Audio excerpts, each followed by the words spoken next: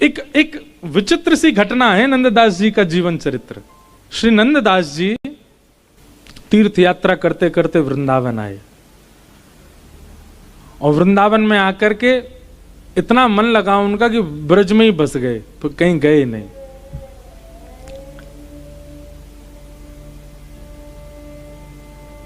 परंतु एक दिन नंददास वृंदावन में भ्रमण कर रहे थे, बहुत अच्छा लग रहा था, यमुना का पुलिन, सघन वन, सब जगह भ्रमण करते करते तभी उन्होंने क्या देखा, एक घर के ऊपर एक परम सुंदरी युवती खड़ी है।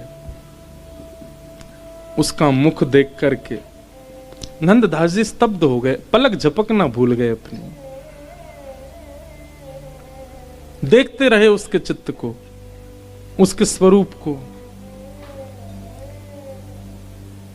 वो अपना कार्य करके जैसे चली गई तो नंददास व्याकुल से हो गए, कहां है, ढूंढने लगे, खिड़की से झांकने लगे, द्वार पर ही पहुंच गए।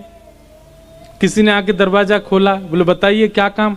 बोले एक युवती छत पर घूम रही थी, मुझे उसको देखना है। वो किसी को भी अटपटा लगे ऐसा कोई कहे तो, उस युवती को भी बहुत अटपटा लगा। वो गोसाई जी की कृपा पात्र थी, श्री विठलनाथ जी की, और ठाकुर जी की सेवा भी करती थी। पर देखो ठाकुर जी कैसे आपको खींच के लाते हैं, कहां से किस स्थिति में ले आते हैं। इसमें भी गुरु कृपा भगवत कृपा दोनों विद्यमान है। द्वार पर ही बैठ गए और नंददास स्वयं नहीं जानते कि वो ऐसा क्यों कर रहे हैं, उनको ऐसा क्या दिख रहा है उसके रूप में जिसके लिए वो वहां स्थिर होकर बैठ गए। अब तो जैसे ही वो झांकने के लिए आवे उतनी ही झांकी कर ले नंददास जी उसकी, उसको देखने में इतने तत्पर हो जाए। उनके पति, विवाहिता थी, उसके पति लौट करके 2 दिन बाद आए तो उसने पति को बताया, बोले द्वार पे बैठे हैं और ये पता है क्या कहते हैं, बोले उनको देखना है मुझको, मुझे तो बड़ा अटपटा लगता है इनके सन्मुख जाना। पति ने जाकर के नंददास जी से कहा, बोले ये आप जो व्यवहार कर रहे हैं उचित नहीं है, ये कैसे आप यहाँ बैठ करके और उनको देखना चाहते हो, ये कोई अच्छी बात है ना, तो आपके लिए अच्छी ना हमारे लिए अच्छी, आप जाइए यहाँ से, ये कोई उत्तम व्यवहार नहीं है आपका।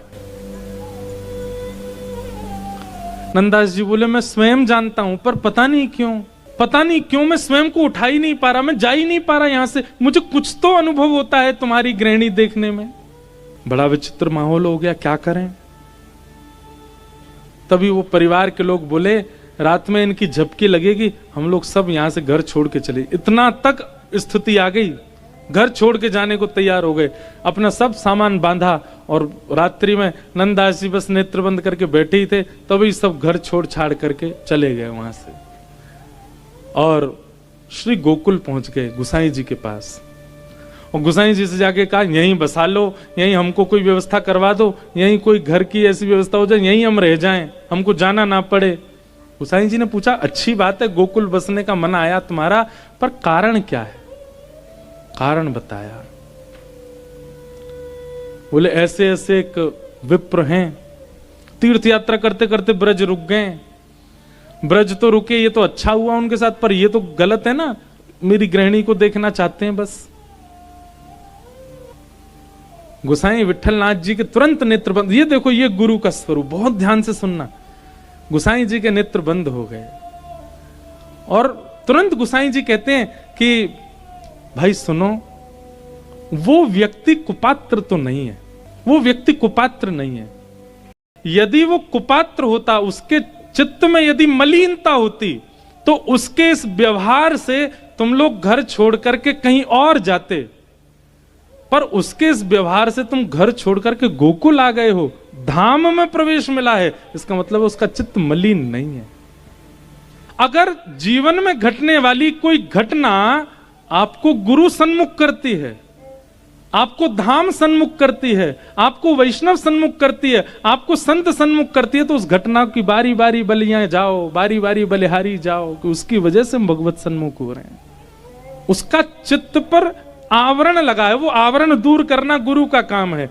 आवरण यदि दूर हो जाए तो वो व्यक्ति मलिन नहीं है, क्योंकि उसके इस घटना से आप लोग भगवत धाम आए हो, तीर्थ में आए। बुलाओ।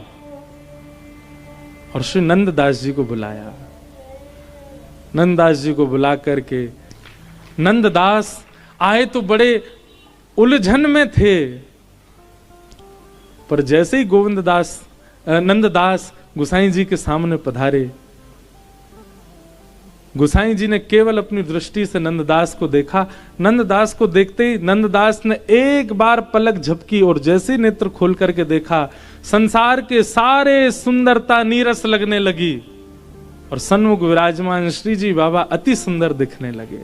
उनमें ही दृष्टि अटक गई नंददास की। अब तो बस वही दिख रहे हैं, ये देखो श्याम, ये देखो श्याम,